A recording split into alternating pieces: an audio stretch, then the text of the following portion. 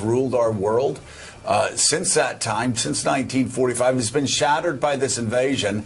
And for all of Putin's talk of Nazis, this invasion parallels so closely what happened in the Sudetenland in the lead up to World War II. And the question now is whether Europe and whether the West, whether they're going to be Neville Chamberlain, and whether they're going to keep giving to Vladimir Putin what he wants by not cracking down, or whether they're going to be more Churchillian. And you looked at those pictures of the Ukrainians huddled in the subway system. Of course, anybody that studied the history of World War II is brought back to what happened in London. And yet, let's look at what's happening in London today. You have Boris Johnson, who refuses to stand up to Russian oligarchs. The Wall Street Journal's writing about it this morning. Other people are talking about it. He's putting down weak, pathetic sanctions, refuses to go after Vladimir Putin's cronies, refuses to go after the Russian oligarchs who have been buying up property in London for 10, 15 years now. And, of course, Joe Biden put his more sanctions down yesterday. Much of those, of course, he's trying to line that up with our European allies who don't want to move too fast. But I'm really not sure why there's a need for subtlety at this point. Joe Biden says they're going to throw everything at Putin that we can throw at Putin. Well, that's what the United States needs to do. That's what Britain needs to do, and that's what our NATO allies need to do, and they're still not all in. We were talking yesterday morning to Ambassador Michael McFaul, who will join us in just a moment again, and he said this is not a time for incrementalism on sanctions. You've got to throw everything at them, and you've got to throw them at them now. That was 24 hours ago. Be interested to see his take on that. As you say, a lot of those oligarchs are left untouched so far by sanctions, and the major oil and gas companies, because so much of Europe depends on that Russian oil and gas. That obviously would hurt Putin and would hurt Russia. Meanwhile, Ukraine's president, Vladimir Zelensky, says he is Russia's #1 military target and that his family is #2. Zelensky spoke from an undisclosed location last night, but says he remains in Kyiv and that his family still is in Ukraine. He thanked international partners for their support, but pleaded for more help, saying, quote, "We are left on our own to defend our country. I asked 27 European leaders if Ukraine will join NATO. Everybody is afraid, won't answer, but we are not afraid." President Zelensky also claimed Moscow wants to discuss the, quote, neutral status of Ukraine. He said he's willing to talk and that it's time to end the invasion. Let's go right to Ukraine. NBC News chief foreign correspondent Richard Engel is in Mariupol. Richard, what does it look like there this morning? So good morning. I am in the center of the city right now, and people are lining up here in front of a pharmacy. People are buying whatever they can before they fear this city also comes under attack, like Kyiv is under attack right now, like Kharkiv is under attack. There have been military strikes around the edges of this city, but so far the civilian area has not been touched or not been touched in a significant way. Most traffic is very light. People are staying off the streets. People are staying in their homes when they can.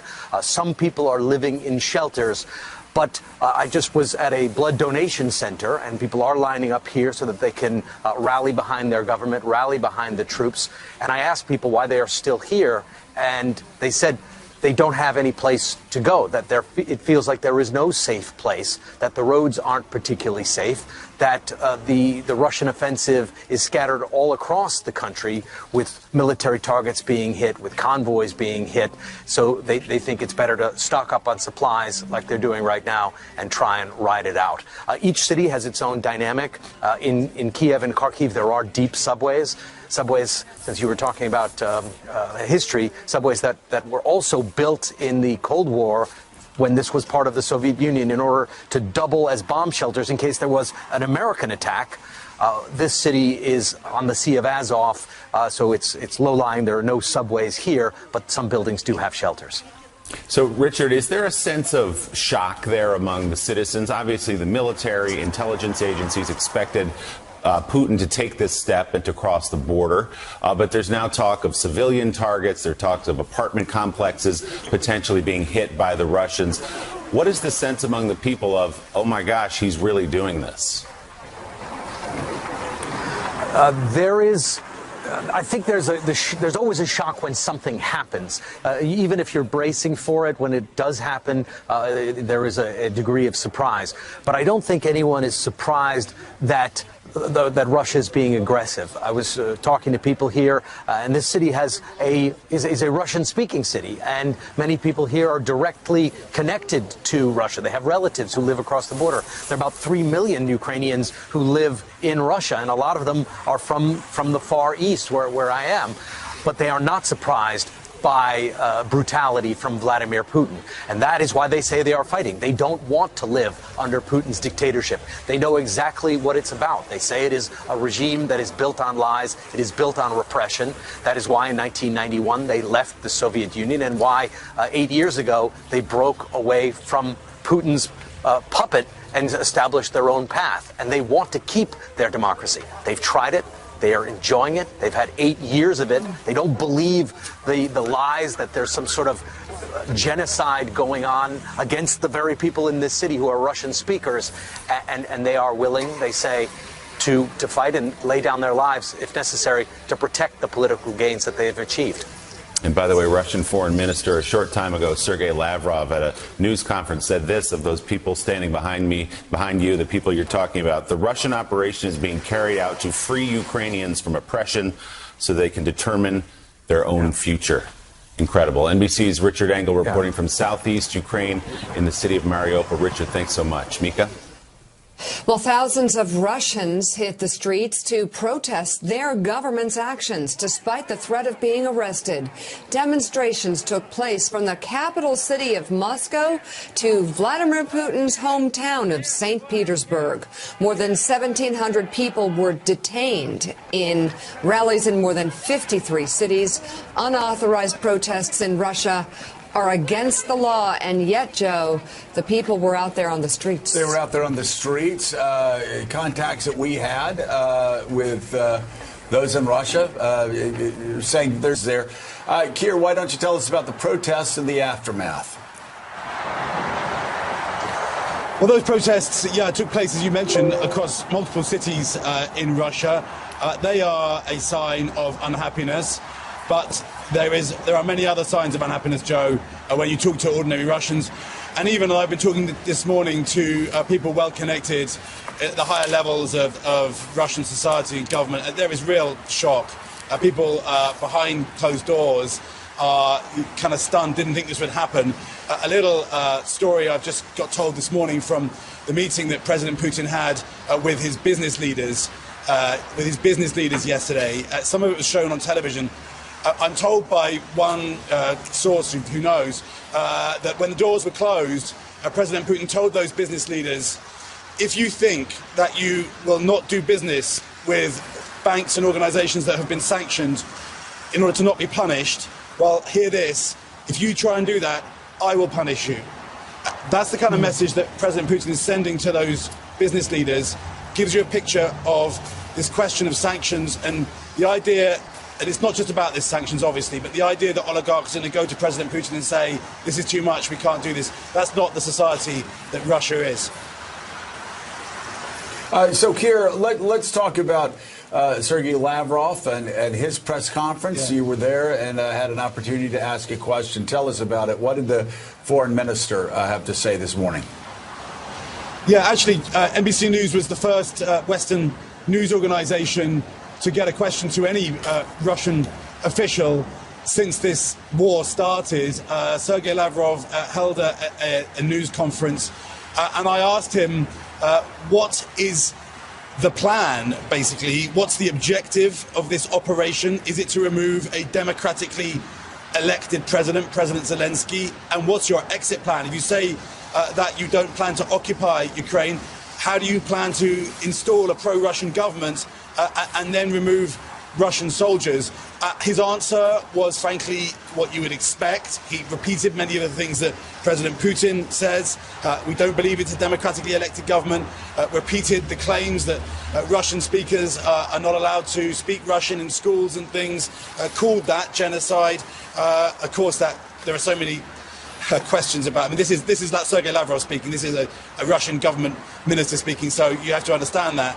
Take it all with a pinch of salt. He went on, though, to say we want the Ukrainian people to be independent and for the Ukrainian government to reflect the multinational population because the current government is controlled from outside. So there again, Sergei Lavrov, the foreign minister, just openly making clear that their aim is to bring down the Zelensky government, just as President Zelensky has said. And, you know, just to finish, I've been thinking about how this fits with President Putin's MO, if you like.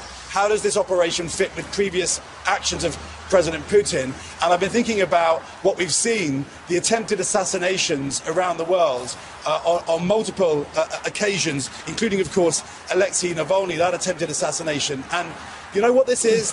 This is the attempted assassination of the Ukrainian government. This is an attempt to remove President Zelensky. And what we do know about President Putin is he gets fixated on individuals. Just think about the fact that he won't say Alexei Navalny's name. He's so fixated. And I think he's fixated on removing President Zelensky by whichever means. And I think that's what this operation is about. Now, you know, again, what Sergei Lavrov says is that they want to install a government that isn't a puppet government of the United States. But you know, the Ukrainian government is not a puppet government of the United States. We've seen again and again differences between President Zelensky and President Biden. That's democracy. That's democracy. Well, and of course, he is targeting a democratically elected president in Ukraine, one that he calls a Nazi despite the fact he's Jewish and he's democratically elected. NBC's Keir Simmons in Moscow, thank you so much for your great reporting. We really appreciate it. Let's bring in right now former U.S. Ambassador to Russia and the Director of the Institute of International Studies at Stanford and NBC News International Affairs Analyst Michael McFaul, also columnist and Associate Editor for the Washington Post, David Ignatius, former aide to the George W. Bush White House and the State Department's Elise Jordan. Mr. Ambassador, let me begin with you. We heard Keir's reporting about business leaders, obviously very upset about the invasion. We saw the protests on the street last night, protests throughout Russia. We've heard interviews of Russians on the street speaking out against this invasion. Mika and I spoke to a business leader in America who told us that his those that worked throughout Russia for his corporation were just, the reports coming back was they were despondent. They were aghast. Petrified. They were petrified by what was going on. And I want to ask you, obviously, you have extraordinary contacts, better than any of us. Are you hearing the same thing, that this is the obsession of one man over one leader and over one country, and despite the fact that almost everybody else in the country is horrified by his actions, he's moving forward and they can't stop him? Yeah, well, both those things are true. By the way, my contacts were a lot better until I got onto the Russian sanctions list, so I can't travel to Russia these days. But, you know, I did speak in Russia yesterday at the Sakharov Center, Andrei Sakharov Center, named after Andrei Sakharov, the human rights leader. There were over 100 people there on the Zoom call. And think about that, what courage it takes to be on a Zoom call with enemy number one for Putin. That's me. That was a demonstration of solidarity, and everybody in that meeting was against the war. Journalist letters circulating right now. Over 200 very well-known journalists have signed up to say they're against the war. Other political figures, not political figures, religious figures, civic leaders are speaking out. And, you know, informally, I would say I speak to Russians every day, all the time.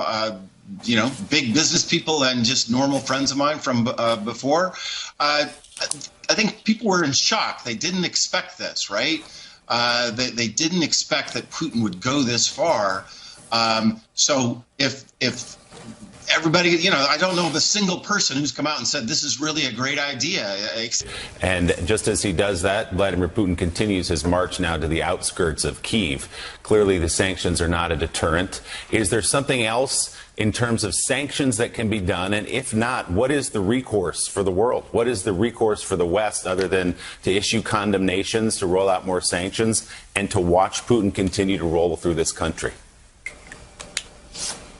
Well, I thought the package that the president announced was comprehensive and serious, very disruptive to the financial system in Russia. Two of the biggest banks, Sberbank and VTB, were on there. The slightly different sanctions for VTB versus Sberbank. It was serious. I hope that they get around to kicking Russia out of SWIFT. My understanding is that the Biden administration wants to do that, but a couple of European allies do not want to do it. Remember, we don't control SWIFT. But, you asked, Willie, do I still think what I said? Yes, I do. I think they should be throwing everything at them right now. Shock and awe economic sanctions. I do not believe this is a time for incrementalism, ratcheting up, save some things for another day. I think the time to act is now. And second, if you listen to Ukrainians, and we need to talk about what President Zelensky just said recently. He's already talking about wanting to sit down with the Russians, and he's already using the word neutrality because he says rather boldly and correctly and tragically, but it's true, we're fighting alone. And I think we need to watch what kind of Russian reaction will be to what the president just said.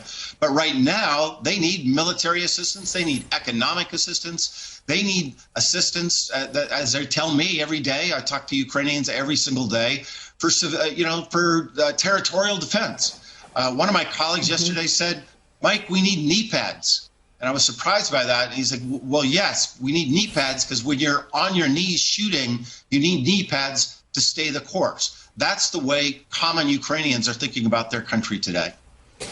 So, David Ignatius, your latest piece for the Washington Post is entitled Putin's Assault on Ukraine Will Shape a New World Order. And you write in part this: when Russian President Vladimir Putin launched his all-out invasion of Ukraine on Thursday, he effectively ended the post-Cold War era.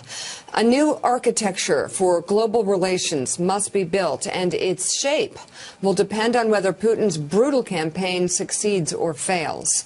You continue, the Ukraine assault, pitting a messianic Russian autocrat against the wishes of every other major nation, perhaps including China, will determine the shape of the new order to come. If Putin loses his battle to subjugate Ukraine, the new order will have a solid and promising foundation. If Putin wins, the new era will be very dangerous indeed. So then with that arithmetic laid out, how long do you think it'll take for the financial disruptions that were laid out by the president yesterday to take hold? So, Mika, I think this is a process of weeks and probably months. I agree with Ambassador McFaul that it's important that these sanctions be as tough as quickly as possible, but I think it's even more important that they stay the course, that they are applied patiently, that there's no escape, wiggle room, that when people find ways that the Russians are getting around them, those ways are closed. This really is, as I tried to write this morning, a campaign that will shape the world that we live in, that I live in for the rest of my life, that my children and grandchildren live in.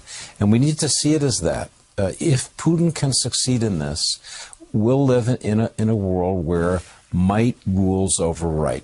There's just no other way to put it, where you blow across borders because you don't like somebody and you think that you have a mystical oneness with that other country, and borders be damned. And it will be the world of the autocrats. The structure that we've lived in, that's, I think, been the foundation for prosperity, not just in the United States and Europe, but in China, around the world. That structure is at risk. So I think those are the big issues as we watch the fighting today and every day for a while to come in Ukraine. I think the the problem for the Russians is that seizing Kyiv is not as easy as they may have thought. It's obvious that they intend to install a puppet government there. I think Putin may be caught in his own illusions. He's talked repeatedly in his speeches to the country and this crazy rambling essay he wrote last summer about the oneness of the Ukrainian and Russian people. And he doesn't seem to understand that Ukrainians have developed an identity that's their own. You know, they don't feel that they're kindred spirits with another country. They feel that they're Ukrainians. And it's sort of like America during George W. Bush's time, rolling into Iraq with this idea that we'll be greeted with flowers and hugs and they'll love us. Maybe Putin imagined that. Maybe he imagined that all the stuff he was writing was really true and that Ukrainians really believe that they were one people with Russians. Well, they're finding out as this war goes forward, and it appears that Ukrainian resistance is tough. They're fighting back. Those coffins are beginning to go back to Moscow. Putin is finding out that the kind of rhetoric, the language that he's been using to describe this may be absolutely wrong. And then he's caught. And then what does he do? What does he do now once he gets to Kyiv with hundreds of thousands of troops? What does he do then? And I think that's what we're going to be watching. And that's why the continuity and consistency, duration of these sanctions is crucial. You know, as he sits there in Kyiv trying to think, how do I get out? So at least these sanctions, obviously, the goal is to turn the screws enough on Vladimir Putin. It makes him rethink what he's doing, turn the tanks around. But he's a guy, as Ambassador McFaul and others have said many times, who believes he's on a crusade for history to bring back the Soviet Union in some form, or at least as much of it as he can. So what is out there still? What sanctions are out there that could cause him at least to rethink it? Well, that's what I want to talk to Ambassador McFaul about. You look at how Ambassador McFaul himself is sanctioned by the Russian government, which frankly seems pretty far-reaching. It's to silence his voice because he is speaking for the press in Russia. But you look at our sanctions, and it's still a sanctions that ultimately protect elites around the world. You look at Boris Johnson and how tepid he was yesterday. You look at all the dirty money flowing into places like America, like London, and we aren't really necessarily doing anything that hurts those elites, that hurts the Russian elites and their families, frankly. I want to ask Ambassador McFaul, how do you feel about targeted sanctions on Putin's cronies and family members that are taking the plundered wealth in the West and going and directly affecting their lives? Because so often sanctions affect ordinary people and they cause ordinary people to starve. What about going after elites, and how could we do that? I'm all for it. I think it's a moment, it's a time. By the way, the Biden administration, even before this horrific war, was talking about this, having anti-corruption as being one of their core foreign policy objectives. The president's national security advisor, Jake Sullivan, is quite focused on this issue. And, you know, as my Russian opposition friends say, you can't just allow these people to plunder the Russian money and then enjoy it in the West. We have to stop that. And we have to expose it. We have to shut it down. We have to freeze it and take it. I completely agree. I do applaud the Biden administration yesterday in a qualitatively different step than had been done previously, started to sanction the kids of some of the elites around Mr. Putin. If you look at the list, and I know all the parents, by the way, every single one of them are people I used to deal with as ambassador, they're now sanctioning the kids. I think tragically that's the right course. And at the same time, I want to say this very clearly. I do not believe that even the most wide-ranging sanctions will change Putin's calculus in this war right now, because Russia's a dictatorship. So those oligarchs we're talking about, you know, they can't get on the phone and say, "Hey, Vladimir, I'm really suffering here. I can't get my yacht into St. Bart's. Will you please stop the war?" It's not how that system works. Remember, a lot of these elites, you know, we think of them as being like business people, right, and independent from the state. A lot of them have their money because Putin put them in charge. The two largest banks that were sanctioned yesterday, both of them, German Gref and the head of VTB, Andrei Krostin, they were they were put in those jobs by Putin. So they don't have any leverage against Putin. That's the first thing. And then the biggest thing, the second thing, as you show these incredibly brave demonstrators, and I really want to express my respect for them, but they're not going to the polls. They're going to be arrested. And so the boomerang effect of sanctions in a place as rich as Russia and as powerful of a dictatorship as Russia is hard. Last thing, Putin has oil and gas, and the world will continue to buy that oil and gas no matter what. That gives him a buffer against sanctions for a long, long time. So, David Ignatius, the question is, what are we going to do with our allies who have, Joe Biden has done a great job bringing NATO together, keeping them shoulder to shoulder. But right now, you look at our NATO allies, they don't want to move as quickly as the Biden administration does, whether we're talking about SWIFT or whether we're talking about what Boris Johnson's doing. It's just his pathetic set of sanctions that don't touch the oligarchs that finance a good part of London. Joe, I think, again, the stakes are so high in this battle. Ukrainians are fighting alone, and as Ambassador McFaul said earlier, there's a concern the Ukrainians may decide this is just too much. We'd prefer some neutral status to fighting this giant alone and having our people slaughtered in their homes and streets. But to prevent that, it's essential that this coalition have teeth. The U.S. does not want to get into a war with Russia, but there are lots of ways in terms of supporting the Ukrainians, providing them military and other equipment, in terms of helping them in all sorts of ways to resist Russian occupation. We just look at America's attempts to occupy Iraq and Afghanistan, Russia's attempt to occupy Afghanistan, and you see how difficult that is. These adventures do not work out well. That's one lesson that our history teaches us over the last 20 years. But it requires that people be disciplined in supporting those who resist. And that's going to mean supplying them with weapons, with training, doing that from neighboring countries. That carries a lot of complicated questions and risky ones, too. A safe haven in Poland it could be a place that's subject to Russian attack. But I do think this is a process we have to think of playing out over months, maybe over years. But what comes out of it is the shape of the world we're going to live in. And that's why it's crucial that people not lose hope, not look for easy exit ramps, because those could take us to a very dark place.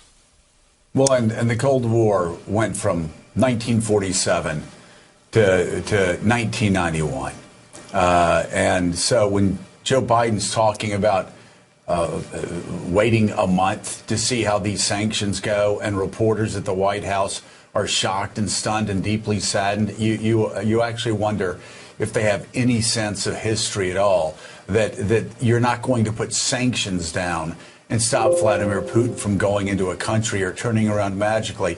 As Ambassador McFaul said earlier, this is going to be measured over months and years, not over days and weeks. So we do need discipline. We need to keep these in place, and we need to get Boris Johnson to actually start targeting oligarchs, to start targeting people who have become billionaires because of Vladimir Putin. And we need to keep upping the pressure on them and on other Russians. And reports from the Polish border is U.S. troops are getting ready to receive many, many, many evacuees, and that it will be complicated and painstaking because computers aren't working, and they will do it all by hand, but they're ready to go. Still ahead on Morning Joe, this busy Friday morning will be New World Disorder. Quote, Mr. Putin's bet is that a shock and awe attack will result in a quick military victory, decapitate Ukraine's leadership, and mute any resistance. Then he will promote calls for a ceasefire on his terms, and he will try and exploit Western divisions to mute sanctions. The false hope will return that Mr. Putin can be lured to join the West to counter China. The larger meaning of Russia's Ukraine invasion is that the world has entered a dangerous new era. Or perhaps it's more accurate to say the world has returned to its pre-World War II state, in which the strong take advantage of the weak, and authoritarians are on the march. Some Americans will want to concede Russia this sphere of influence and say it's Europe's problem. But a world in which Russia dominates Eastern and Central Europe, Iran dominates the Middle East, and China dominates East Asia will not be safe for U.S. interests. No, it will not. Regional powers have a habit of becoming global threats, especially when they work in concert, as Russia, China, and Iran are already doing. Here. I think we all agree with that. David Ignatius, I want to pull something out, though, when he talks about, when the Wall Street Journal talks about Putin wanting to mute dissent. And yesterday we had a conversation where I think it was Tom Nichols who said, Vladimir Putin, what does he want? He wants it to be 1975 again. Which reminds me, when we talk about muting dissent and controlling this country of Ukraine, Pandora's out of the box. I remember in 1983, Dr. Chotner teaching me Soviet history at the University of Alabama. We were talking about the deployment of the Pershing II cruise missiles, and the question was asked of Dr. Chotner, how fearful are the Soviets of the cruise missile? She goes, they're far more worried about a Xerox machine, which, of course, that takes you back. But it was all about the spread of information.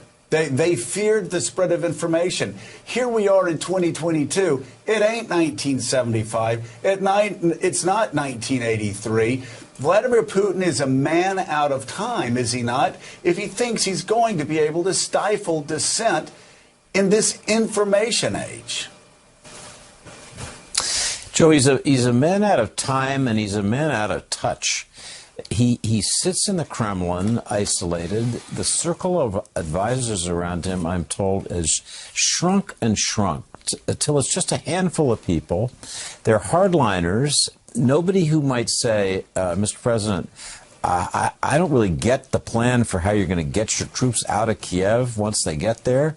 That person is not allowed to talk to the leader. And he's been in this isolated, brooding period during COVID. Nobody sees him. People can't even get in to talk to him. Remember those crazy pictures of him at the long table? You know, what kind of leader is that who sits, is like a bowling alley table? But that's Putin. And we're seeing, I think, in this unrealistic policy driving the invasion, the effects of that isolation. Putin imagines it's a different time. He resents the way Ukrainians are becoming Western modern people. He didn't like it. He wants things to be the way they were in the old days, and these essays brood on how the Soviets wrecked our Russian oneness, and they go back to Catherine the Great. I mean, they're all over the lot. But Putin is now going to have his own reality check as Russians begin dying in this war, and the evidence that Ukrainians do believe they have a Kyiv, as a Russian jet was storming past her house and dropping bombs, and her little child just screamed, wailed, and this mother grabbed the child, and you thought, as we need to in war, that could be me. That could be me and my child, my grandchild. And this howling child was taken down to a basement while the bombs fell all around her. What did that poor little child do? Nothing to deserve what's happening to her. So these are people like all of us, like you and me, who were facing something that they clearly never imagined would happen. And it's just, we want to be in solidarity with them, even as they fight alone. Yes, we do.